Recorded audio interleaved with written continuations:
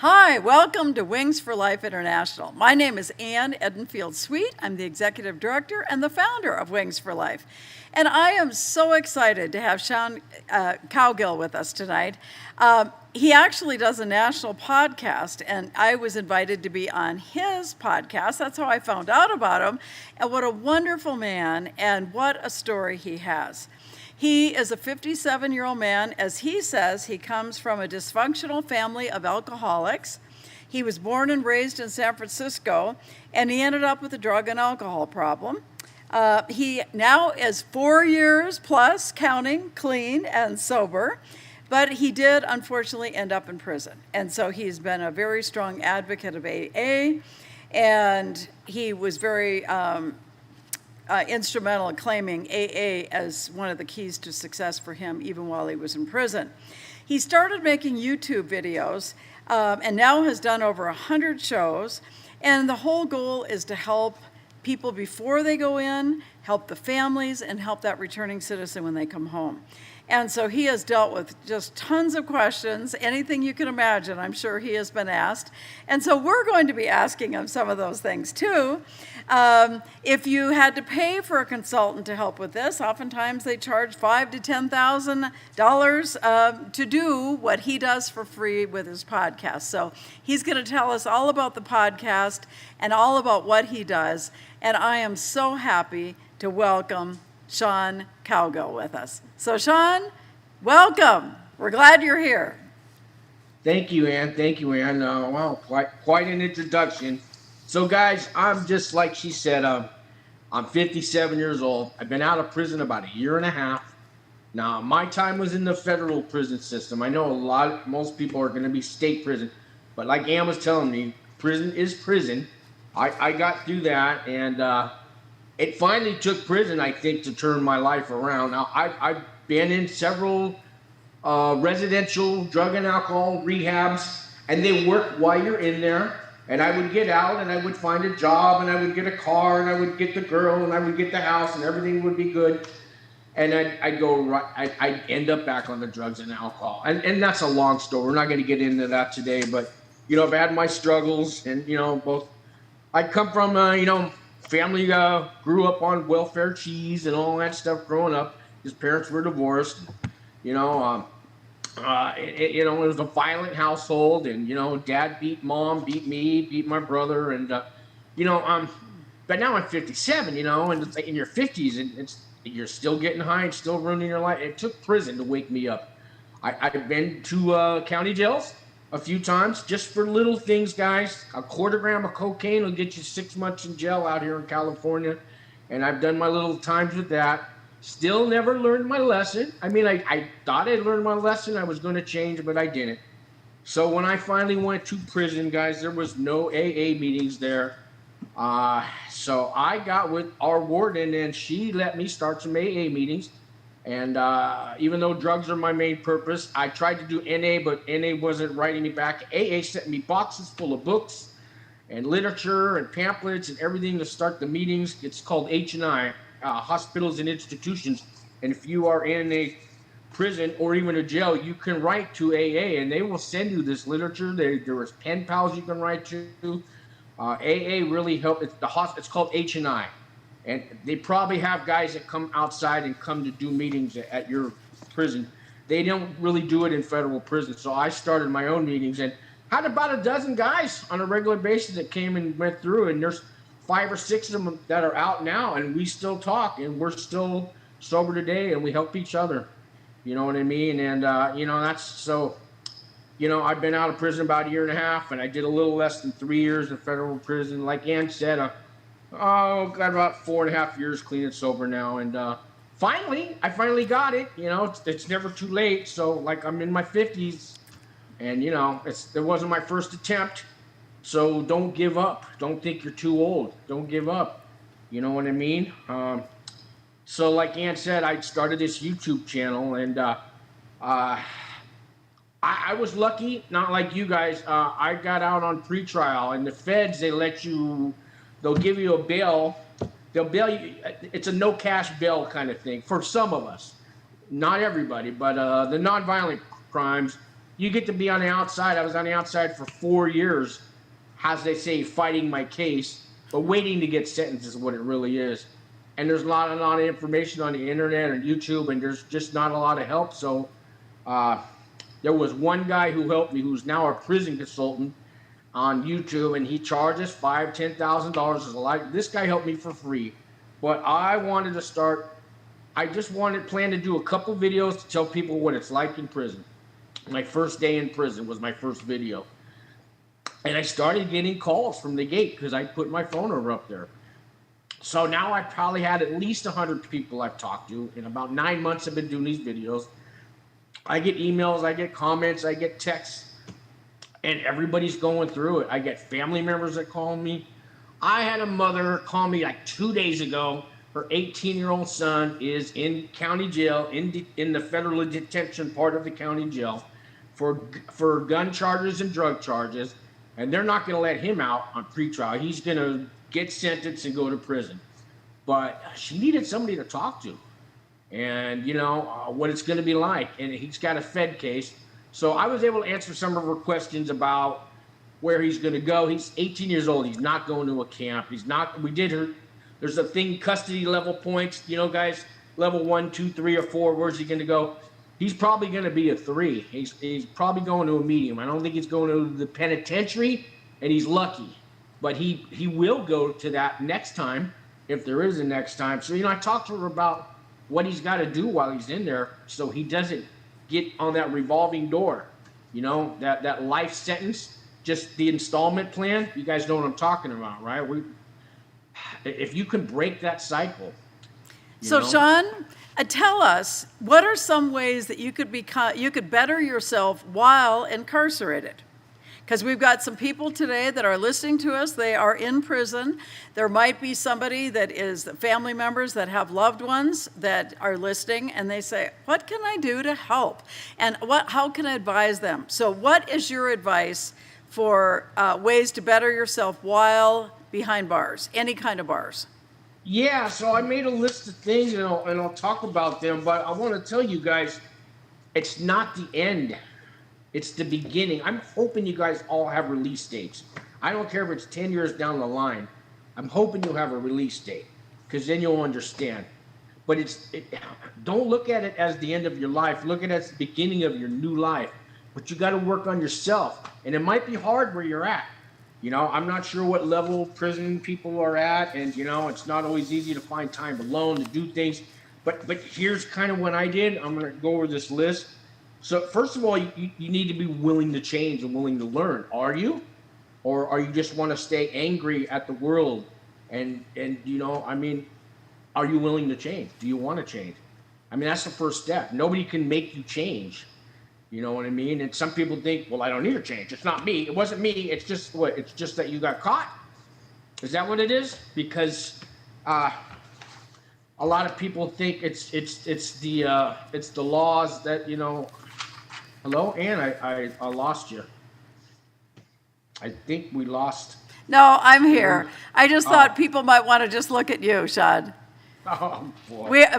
Listeners, we are doing this by Zoom because he's in California, we're in New Mexico. That's the beauty of Zoom. So if I need to ask you a question or something, I will bring my face back up. But otherwise, okay. Sean, I'm going to let you talk. You're doing a great job. So here's the thing. Like, let's say, okay, maybe you're there because you got caught. Let's say you, how much time do you think you would spend in prison for every crime you committed? The ones you didn't get caught for? How much time do you think you would get? Look at it like that. Look at it like, I know I've driven drunk at least 500 times. At least 500 times. I don't know how many times I've bought drugs. I've sold drugs. I've never got caught. I should be doing 500-year sentence for all the crimes I did, but I didn't get caught for them all. So try to look at it like that. Now, do you want to change? Besides that, so the first thing I signed up for as many programs, classes, anything I could get my hands on. We had some night classes, Monday through Friday. There'd be like an hour class you could go to. There was programs like mindfulness, anger management, parenting. I don't even have kids, but I took parenting classes. I took Spanish. I took history. I took financing classes, GED, even though I didn't need it. I took it again because I wanted to get, I got to retrain my brain. You know what I mean? I went to church services. I tried, I think we had 12 different services. I mean, there was Buddhism, there was Wiccan, there was Baptist, there was Mormons, there was Catholics, there was, Lutheran. Even the Native Americans had a sweat lodge I got to go to once. I went to these services 2 or 3 times. I tried each one out, anything I could do to be around positive people. Another thing, hang out at the law library. If you guys have a law library section there where guys hang out, I mean, go where the people are that are using their mind and are trying to do something. I mean, these are things I did. So here's another thing that's very helpful, and I use this in AA, and I got an AA sponsor, guys, and I call them up all the time, and when I'm feeling depressed or life's not fair, and I got to complain, he tells me to make a grateful list, and this is what I did while I was in prison. I did this once a week. I took a piece of paper and I make a list of 10 things I'm grateful for. This could be I'm not locked up in the shoe, my clothes are clean today, I got shampoo, nobody shanked me today. You know what I mean? I got a shot of coffee for the morning.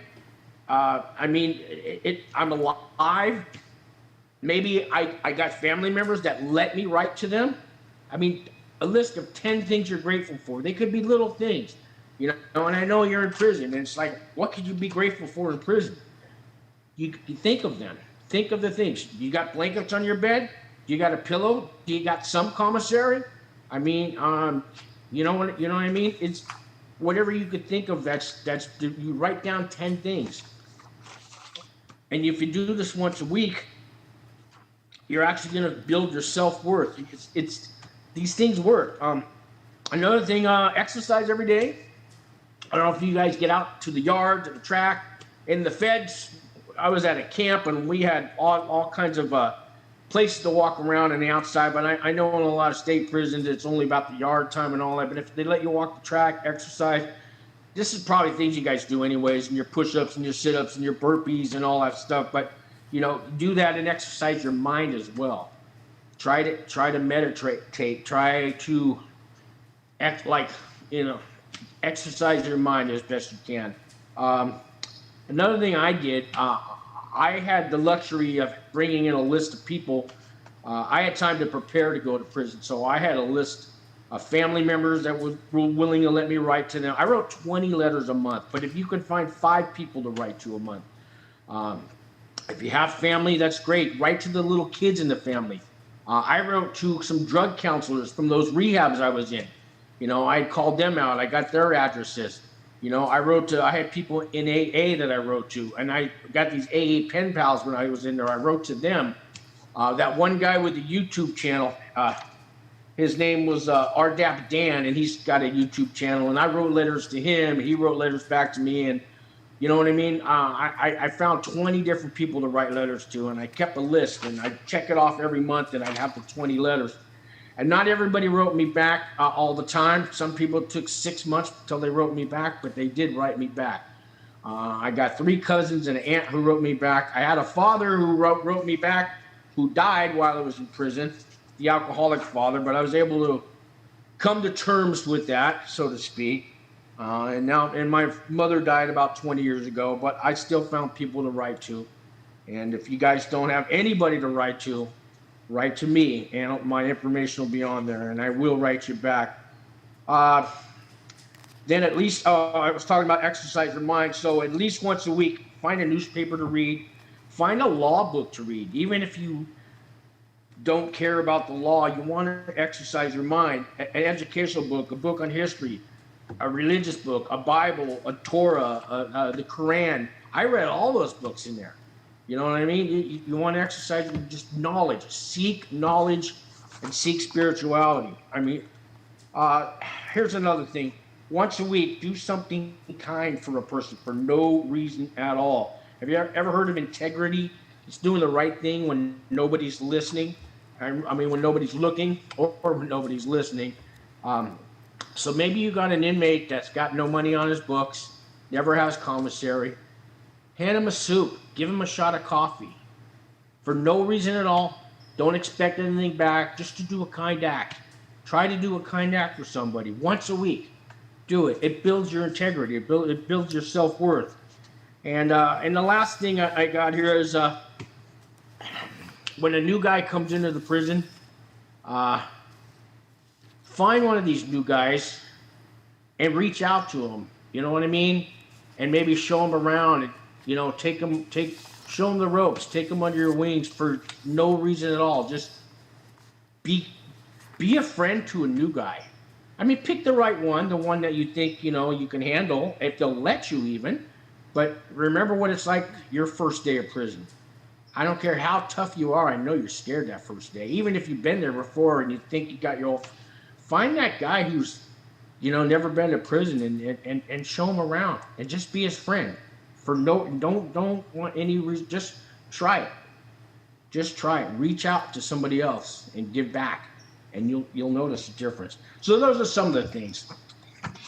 Well, I love everything that you said, and I want to just highlight a couple things.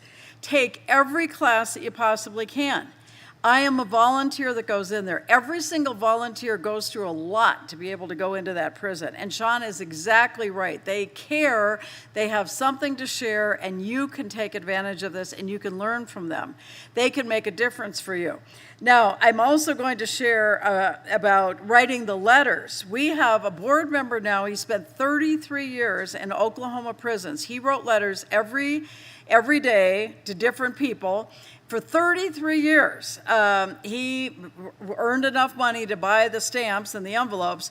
One of those people that he wrote to over the years ended up being the governor of Oklahoma. And that governor has been able to help him because he has over 1,000 years, imagine, 1,000 years of probation and parole. So you never know who you're writing to. So find key people that have made a difference like Sean did in his life and write letters to them. And one last thing I want to say too about be thankful.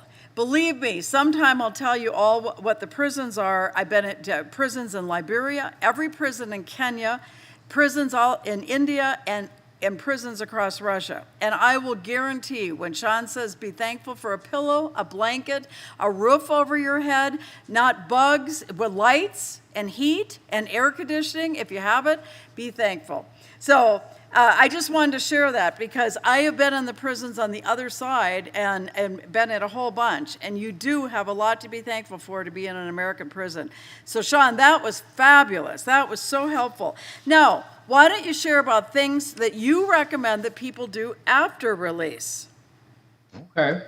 So, you know, I'm actually still in that process. So in the feds, when you get out, you get probation. I got 3 years probation. That's the average. Some people get 5, some people get 1 year, but I got the average. I got 3 years federal probation. So I got a year and a half left on that. And in the feds, the first thing they want you to do is they want you to have housing and a job. And they don't allow you to be homeless in the feds. They'll actually violate me. I can't go live in a homeless shelter. I definitely can't live in a tent in the street and all that. They call that a violation, and they'll send me back, believe it or not. So they have a halfway house that they sent me to first, and that helps you get on your feet. But this halfway house that I was at also held state prisoners. It was half feds and half state prisons. So, and every state has a halfway house. You'd have to ask, I don't know if you guys have a counselor or a unit director or a case manager or something you talk to. You can ask about halfway houses. All state prisons have them because I know because I was in one, and in the feds, I deal with people from all over the country. So I'm sure your state has a halfway house, but you got to ask your case manager somebody about that, and it's pre-set up. So when you get out of prison, you go there, but you might not like it because there's a lot of rules. You know what I mean? And they're only going to let you go out to go to work. They might give you a 4-hour pass on the weekends or something to go to the store and buy your hygiene and things like that. But after work, you got to come straight back there, and it's tough, but it's something. There's also clean and sober living houses. SLEs, they used to call those halfway houses. I actually live in one, And the one I'm at has 6 people in one house. It's 2 people, 2 bedroom. There are services that'll even help you pay for these. You got to go to like Catholic Charities, Salvation Army, Purple Heart, St. Vincent de Paul. A lot of these places will pay for your housing in a sober living place, at least at first, till you find a job and get on your feet. And so you may want to, like I went to the halfway house, and from there I found these services, and then I got into the sober living place. And I mean, there's rules here. There's no drinking. There's no alcohol. There's a curfew, but I can go on the weekends, and I can even have guests over in the living room. And but they do, if they think I'm under the influence, they're gonna give me that cup, and I'm still peeing in that cup, guys. I've been peeing in that cup for like 10 years because I was on pre-trial for 4 years, 3 years in prison, and a year and a half on probation. I can't wait till I'm not peeing in that cup, guys. But that's the story of my life. So you got to make sure that cup's a clean cup. And that's one thing you definitely want to do after release. I know even on parole, they're going to have you peeing in that cup. That's the way it is. But your housing. So housing, very important. And then you want to use resources like the Department of Vocational Rehab, DVR, or vocational rehab. It's called different things in different states. They'll pay for you to go to school, like truck driving school or carpenters union, electricians union, stuff like that. They'll pay for that. They'll pay for your tools. They'll pay for your transportation to get there. They'll help you buy a car if needed, or at least give you a bus pass to get to these jobs if you want to learn a trade. There's, like I said, St. Vincent de Paul, Purple Heart, Catholic Charities, your human resource agencies, and they're out there. There's a website called fairshake.net. I know you guys don't have internet, but there are websites you can go to. There are re-entry resource websites that list all kinds of organizations, nonprofits that you want to reach out to, and use that and use that to help get you started. You know what I mean? And then there's also employment agencies. There's temp like Manpower. There's a bunch of them. When you get out, there's a thing called the internet. I don't know how long you've been locked up for, but these websites, you want to go. There's apps that you can download on your cell phone. They've got apps that'll have for day workers that'll tell you want to go clean a house, you want to go walk some dogs, you want to go work in this warehouse, and we'll pay you $20 an hour. They have these day jobs that come on your phone, and you can take the job or leave the job. And there's ways to find work out there, even if you're a felon. Just don't give up, because I got quite a lot of felonies on me. I've been kind of in and out of the county jails. And, when you get caught even for a half gram of cocaine in California, it's a felony. And, I got one from the 90s and the 80s, and they don't go away. Sometimes they only go back 7 years. But I don't give up. I don't let that stop me. I tell people at a job interview, I tell them I've been to prison. I said, I've done everything you could possibly do in the world and in life, and I made it through prison, right? And nothing could stop me, right? I tell them, you want a guy like me. Because if I made it through prison and I'm still here, and I've got my soul and my head intact and everything, and I can smile at you and laugh about it and joke about it, right? And I showed up to this interview on time, you want a guy like me. Especially you want a guy on probation. You know why? Because I don't want to go back to prison. And people on probation show up for work. We show up on time, especially guys that are older. And I use that to my benefit. And if it's against their policy, maybe I don't want to work for you anyways. Next, I'll go find somebody else. Just, you can't give up. You can't give up. And the next thing I got is go to AA, guys. Go to NA.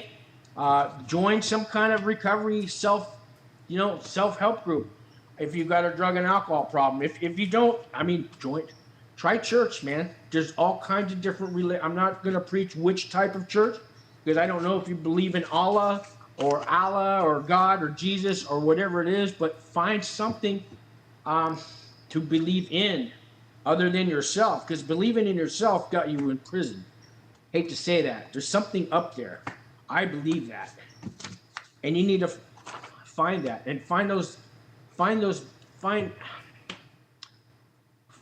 you know what I'm saying. I got stuck there. Another thing, you need to stay away from your old friends, man.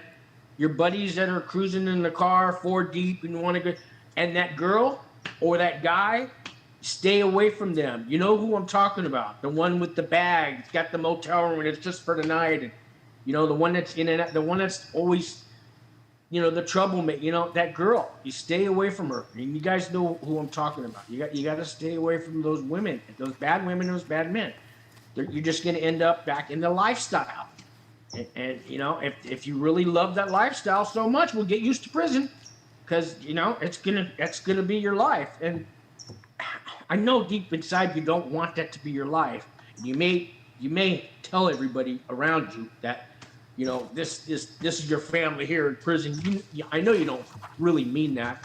Nobody really wants to be in prison. Nobody wants to go there, and you don't have to come back.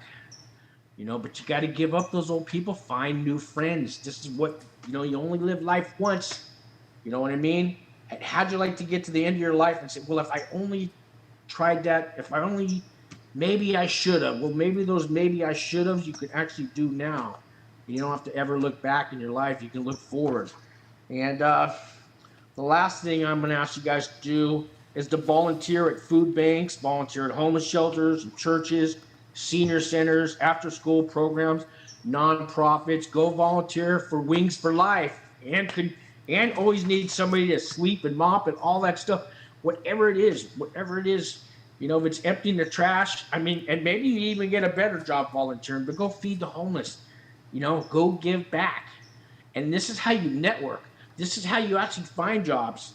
Because when you volunteer at these nonprofits and these organizations and these after-school programs and these food banks, you're going to find, like Ann said, the guy who might be governor one day. You might meet the governor while you're sweeping the floor and mopping.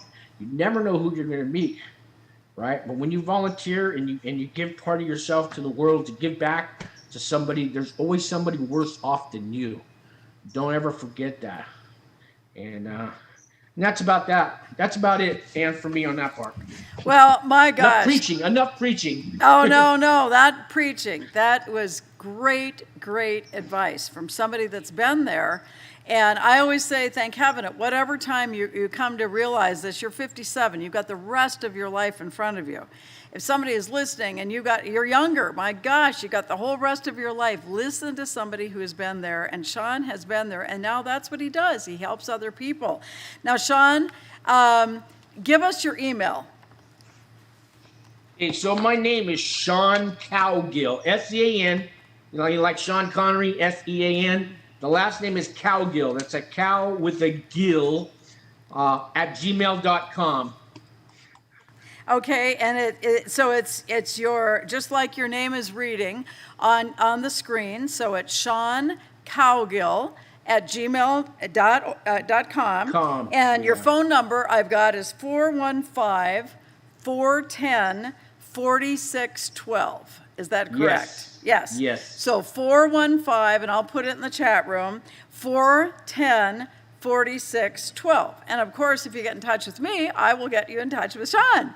So, Sean, real quick, can I Sure. show you something personal? Because my little brother, I just got a call. He's in jail now in Tennessee, and he's been he's been in trouble. I got two pictures I'm going to show you. Here's my brother. Here's my brother off drugs. I don't know if you can see that. Here's my brother off drugs. Okay. All right, here's the picture that was in the paper yesterday. Let me see if I show. it's not showing very well, but. Hold on. Let me take the background off. I got to show you this because this is before and now. Oops. I got to show you this because this is before and after drugs. And just 1 second here. All right. Okay, yeah, show us that. So here's my brother. Here's him today. Here's him 5 years ago. 5 years ago, guys, clean and sober. He was getting his life together. He got his job back with the electrical union. And 5 years later, guys, he's got Paris police officer remains in the hospital. He's got assault on a police officer, guys. They got him on drug paraphernalia, resisting arrest, public disorderly. He was locked up in a motel for a month, and they wanted him out. And anyways, guys, so and I'm trying to help him. He says he wants a drug program. He wants to change, but he's desperate right now. I think he's going to go to prison. He's never been to prison. Now I get to help my little brother. So I just want you to see what drugs could do to you guys.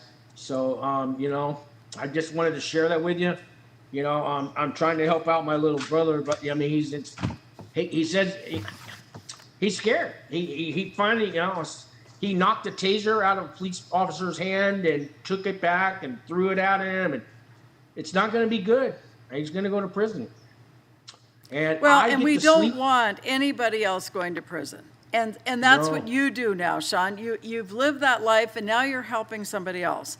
Yeah. And for those of you that are listening, you've lived whatever life it is, but we can all help somebody else. And through Wings, there always is a way, and not just sweeping the floor and those kinds of things. And good news, we're going to be back in person in September, but we're going to continue the Zoom calls. So we will continue all of this. I'm going to read our closing story. And then we're going to go directly, for those of you that are in our Zoom audience, into breakout rooms, and then you'll be able to ask your questions of Sean. If you're on Facebook and YouTube, after the story, that will be the end of our meeting tonight. Next week, we are going to hear from another returning citizen. And this man volunteers in our office. He is using his financial expertise to talk about how he strayed and ended up going to prison, and then how he's being wise with his money now. So I sure hope you'll be joining us next week, too. But now I'm going to read a story. Oh, go ahead, Sean. I was going to say next week. Now, we were friends. We went to the same prison together, and that's how I met you, Ann. That's exactly right. You and Tom were friends together. He's one of the good guys that I found in prison. Yeah, he's a great guy, and he is a wonderful man, and he is giving back, and now he's going to teach all of us some of the things, just like Sean has, of the things that he's learned. This is a story about famous people who overcame major failures. Now, none of these people went to prison. But I'm going to tell you who they are. I was going to have you guess, but I'm going to tell you because I want you to hear these words. Walt Disney said this: "All the adversity I've had in my life, all my troubles and my obstacles have strengthened me. You may not realize it when it happens, but a kick in the teeth may be the best thing in the world for you." And he didn't say, "and going to prison," but I've heard literally thousands of people saying going to prison saved his life. So here's something about Walt Disney. The man behind The Happiest Place on Earth was fired by the editor of a newspaper because he, in quotes, lacked imagination and had no good ideas. He then started a number of businesses that failed and ended with bankruptcy. But that didn't stop him from bringing life to one of the most beloved animated characters, Mickey Mouse, and becoming the recipient of 22. I don't know what that 22 is. I'm just reading that right now. But being the founder of Disney World and Disneyland and Disney in Paris. That's one story. Now, here's another one. Steve Jobs. Quote, "If I try my best and fail, well, I've tried my best." Dropping out of college and quitting his first job to find himself didn't inhibit the Apple mastermind from becoming wildly successful. Even along the path to success, he was unceremoniously forced to leave the company that he had started. Upon his return years later, he brought with him innovation and drive that made Apple the world's most iconic and successful technology brands. Steve Jobs. Now, the last story is about Abraham Lincoln. This is a quote from Abraham Lincoln. "My great concern is not whether you have failed, but whether you are content with your failure." Very challenging thought there. President Abraham Lincoln saw his share of failure and defeat in his lifetime before becoming one of our nation's greatest leaders.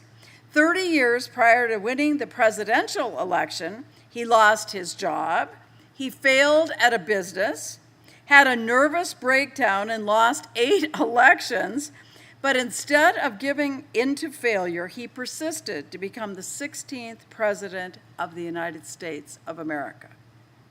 Now, Sean had a path that some of you listening have had, the prison route. He is a very successful podcaster, and I know he's doing well in life today, and I know you're going to help that younger brother and just hundreds of thousands of others, millions perhaps. And think of Walt Disney, Steve Jobs, Abraham Lincoln. All of us can accomplish something if we put our mind to it.